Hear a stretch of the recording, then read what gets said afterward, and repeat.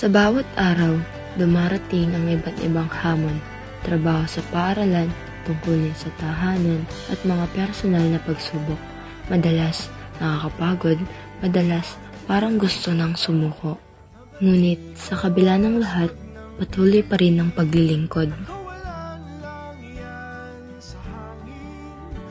Dahil ang paglilingkod ay hindi lamang gawaing pisikal. Ito ay pag-aali ng oras, lakas at puso para sa iba. At kahit mahirap, gagawin pa rin natin ang paraan para makapaglingkod.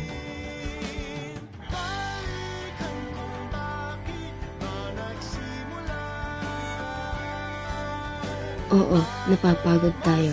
Oo, minsan nakakalimutan din natin ang sarili.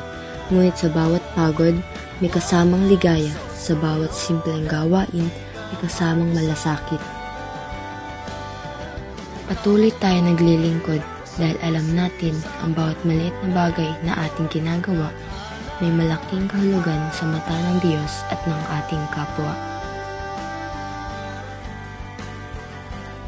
Patuloy, hindi lang dahil kailangan, kundi dahil ito ay tawag ng puso. Patuloy, dahil sa paglilingkod, natatagpuan natin ang tunay na saysay ng buhay.